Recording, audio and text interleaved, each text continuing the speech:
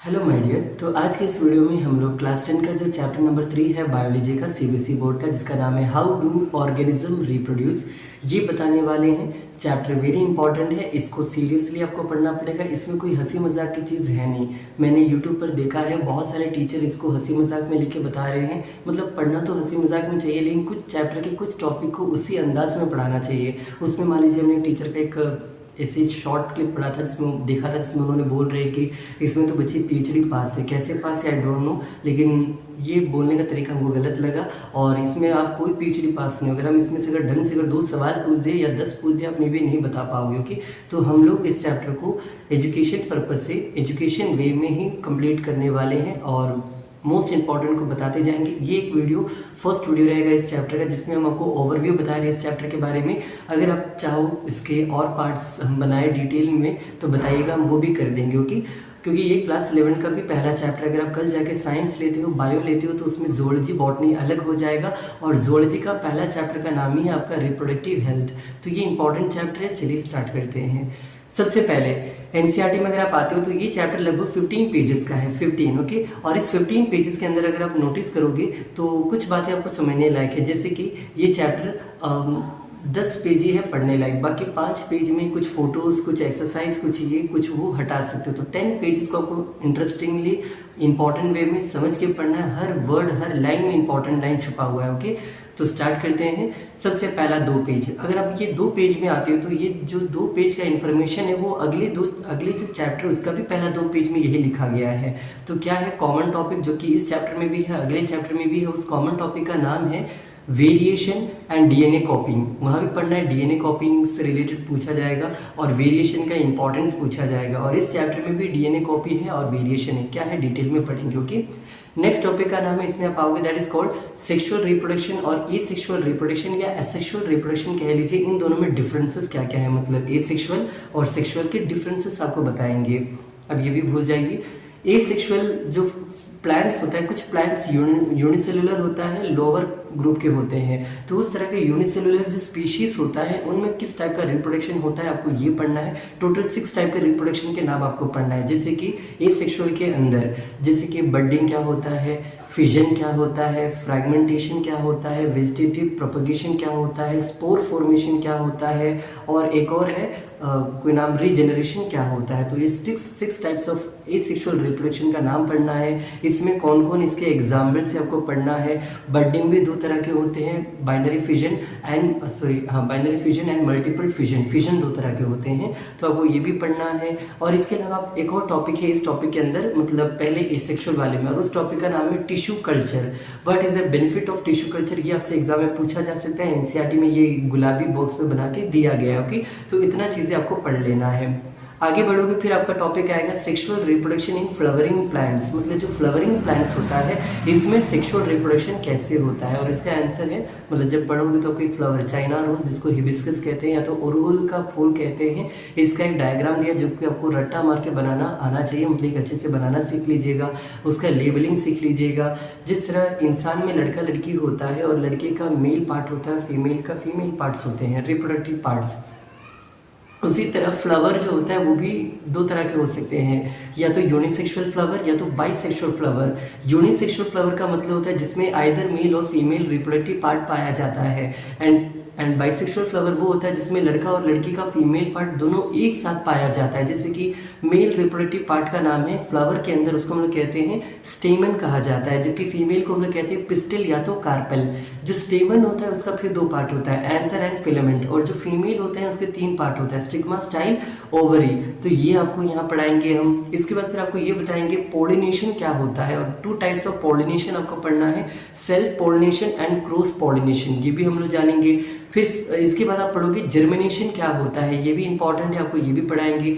2 new terms आप पढ़ोगे, one is called plumule and one is called radicle. तो ये क्या होता है प्लिम्यूल एंड रेडिकल, आपको ये भी बताना है। और हम पहले ही बता दें, अगर आप क्लास 10 का साइंस अच्छे से पढ़ना चाहते हो तो पहले घर जाइए, मतलब घर में हो तो पहले जाइए 7 और 8 क्लास का एनसीईआरटी या कोई भी प्राइवेट पब्लिकेशन का बुक निकालिए और उसका साइंस पढ़िए, क्योंकि क्लास 8 में भी आपको हाउ डू ऑर्गेनिज्म रिप्रोड्यूस पढ़ना था। आई गेस क्लास 7 में भी इसके कुछ टॉपिक्स आते हैं और क्लास 7 में भी आपको न्यूट्रिशन, डाइजेशन, एक्सक्रीशन सब पढ़ना है। मतलब अगर आप क्लास 10 में हो और अगर आपको साइंस में अच्छा मार्क लाना है, अगर अच्छे से आंसर राइटिंग करना है, तो प्लीज़ पहले 7 एंड 8 का एनसीईआरटी ज़रूर पढ़िएगा। ओके, एनसीईआरटी या कोई भी पब्लिकेशन का बुक पढ़ लीजिएगा। आगे बढ़ते हैं। नेक्स्ट हम बता रहे थे आप लोगों को कि जर्मिनेशन क्या होता है, पोलिनेशन क्या होता है, पोलिनेशन के टाइप्स क्या होता है, आपको ये सब पढ़ना है। फिर एक हेडिंग आएगा reproduction in human beings. Human beings में रिप्रोडक्शन कैसे होता है, इसके अंदर आप पहले पढ़ोगे प्यूबर्टी क्या होता है। जैसे प्यूबर्टी एक वर्ड होता है, इसके दौरान लड़के और लड़कियों में बहुत तरह के चेंजेस होता है और कॉमनली कुछ चेंजेस कॉमन होता है। जैसे कि हम अगर लड़के हैं तो मेरी में आवाज़ बदली बचपन से और अभी तक का जर्नी में, आपका भी बदला होगा, आपका हेयर ग्रोथ हुआ होगा, हेयर ग्रोथ मेरे में भी ग्रोथ हुआ होगा, हाइट वेट में चेंजेस आया होगा और बहुत कुछ चेंजेस आए होंगे हम दोनों में, लड़का और लड़कियों में, है ना। तो इन चेंजेस को हम लोग कहते हैं कॉमन चेंजेस। तो कोई कॉमन चेंजेस क्या है ड्यूरिंग प्यूबर्टी इन एडोलसेंस, मतलब लड़का लड़कियों में। और एक पूछा जा सकता है कि स्पेशली लड़कों में क्या क्या चेंजेस आया और एक लड़कियों में अलग अलग क्या क्या चेंजेस आया। ओके, तो ये इंपॉर्टेंट क्वेश्चन है। एम्ब्रेट जिसको कहते हैं, एम्ब्रेट में बाल आना या और भी कुछ चीज़ें हमको अभी बताने में हमको थोड़ा अजीब लग रहा है पता नहीं, लेकिन डिटेल वाले में ज़रूर बताएंगे, क्योंकि अगर आप बोलोगे तो बनाएंगे, वरना पढ़ लोगे कहीं और से तो अच्छी बात है, नहीं तो हम भी हैं यहाँ पर, हम पढ़ाने के लिए खड़े होके। नेक्स्ट आगे बढ़ते हैं। टॉपिक तो आपको ये पढ़ना है प्यूबर्टी में चेंजेस क्या क्या होता है। देन इसके बाद आपका टॉपिक आएगा male reproductive system and female reproductive system. मतलब मेल रिप्रोडक्टिव सिस्टम में लड़कों में क्या क्या होता है, जैसे कि टेस्टिस के बारे में आप जानोगे, स्पर्म के बारे में आप जानोगे, स्पर्म से सेमेन क्या होता है इसका डिफरेंस आपको बताया जाएगा, और मेल रिप्रोडक्टिव का स्ट्रक्चर आपको पढ़ना पड़ेगा। लेकिन एग्जाम में हमेशा 99.9% यही चांस है कि फीमेल रिप्रोडक्टिव का स्ट्रक्चर पूछा जाता है, क्योंकि वो बनाना भी आसान होता है। तो फीमेल रिप्रोडक्टिव स्ट्रक्चर आपको पढ़ के जाना है। ओवरी क्या है, उसमें यूट्रस कहाँ है, और फिर फैलोपियन ट्यूब्स या तो उसको हम लोग कहते हैं ओविडक्ट क्या होता है, ओवरी कहाँ होता है, देन यूट्रल वेजिना कहाँ होता है। तो ये सारे टर्म्स आपको पढ़ के जाना है।